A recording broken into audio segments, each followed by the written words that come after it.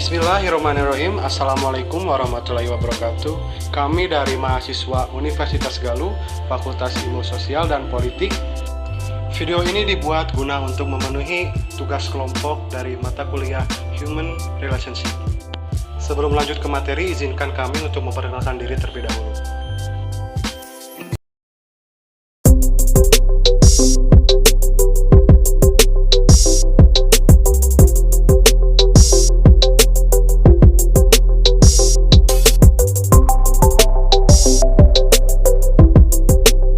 Di sini kami akan memaparkan hasil diskusi kami mengenai Public Relation Officer.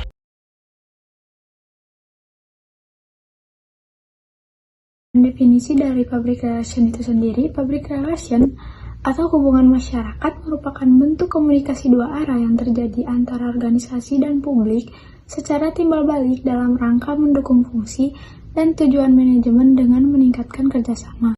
Yang kedua merupakan fungsi dari public relation. Adapun fungsi dari public relation tersebut adalah yang pertama, menunjang kegiatan manajemen dalam tujuan organisasi atau perusahaan. Yang kedua, membina hubungan harmonis antara organisasi dengan publik, baik internal maupun eksternal. Lalu yang ketiga, menciptakan komunikasi dua arah timbal balik dengan menyebarkan informasi dari organisasi kepada publik dan menyalurkan opini publik terhadap organisasi. Sekian dari saya. Assalamualaikum warahmatullahi wabarakatuh. Menjelaskan mengenai tujuan public relation. Yang pertama, menumbuh kembangkan citra perusahaan yang positif untuk publik eksternal atau masyarakat dan konsumen. Yang kedua, mendorong tercapainya saling pengertian antara publik sasaran dengan perusahaan. Yang ketiga, mengembangkan sinergi fungsi pemasaran dengan public relation. Yang keempat, efektif dalam membangun pengenalan merek dan pengetahuan merek. Yang terakhir, mendukung bauran pemasaran. Lalu di sini ada skill yang dibutuhkan oleh public relation. Yang pertama adalah jurnalistik dan penulisan. Yang kedua, relasi media. Yang ketiga, sponsor. Yang keempat, manajemen publik. Yang keempat, interpersonal. Yang kelima, teknologi. Lalu yang terakhir adalah komunikasi. Selanjutnya saya akan menjelaskan tentang kedudukan public relation dalam organisasi. Bahwa kedudukan humas atau public relation adalah menilai sikap masyarakat atau publik agar tercipta keserasian antara masyarakat dan kebijaksanaan organisasi atau instansi. Karena mulai dari aktivitas, program humas, tujuan atau goals, dan hingga sasaran atau target yang hendak dicapai oleh organisasi atau instansi tidak terlepas dari dukungan serta kepercayaan citra positif dari pihak publiknya. Selanjutnya saya akan menjelaskan tentang agensi public relation officer. Public relation lebih berorientasi kepada pihak perusahaan untuk membangun citra positif perusahaan dan hasil yang lebih baik dari sebelumnya karena mendapatkan opini dan kritik dari konsumen. Tetapi jika fungsi public relation yang dilaksanakan dengan baik benar-benar merupakan alat yang ampuh untuk memperbaiki, mengembangkan peraturan budaya organisasi atau perusahaan dan suasana kerja yang kondusif, serta peka terhadap karyawan, maka diperlukan pendekatan khusus dan motivasi dalam meningkatkan kinerjanya. Guna mengelola kepentingan tersebut, faktor kompetensi public relation officer unggul menjadi prasyarat utama, sehingga organisasi senantiasa akan bergerak dinamis. Selanjutnya saya akan menjelaskan tentang syarat untuk menjadi praktisi public relation. Sebagian besar kegiatan public relation membutuhkan kerjasama yang erat antara manajemen dan public relations, dan kerjasama itu akan dapat dilakukan bila seseorang public relation officer dapat memenuhi syarat sebagai berikut.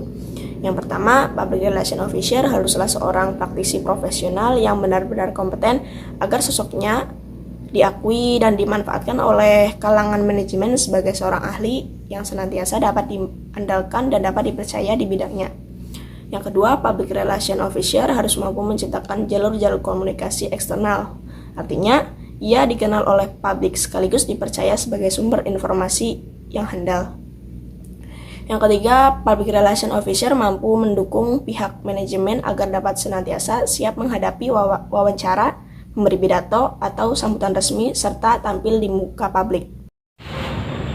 Fungsi Public Relation Officer. Yang pertama, komunikator, yaitu sebagai juru bicara dalam organisasi yang berkomunikasi secara insentif melalui media atau kelompok masyarakat. Kedua, manajemen backup, yaitu untuk menunjang kegiatan departemen lain dalam perusahaan seperti operasional, pemasaran, dan teknik keuangan demi tercapai tujuan bersama. Ketiga, relationship, yaitu jika relationship tidak harmonis maka akan menimbulkan ketidakpuasan masyarakat sehingga akan mengancam keberlangsungan bisnis perusahaan. Keempat, good image maker, yaitu untuk membangun citra perusahaan dan publisitas positif.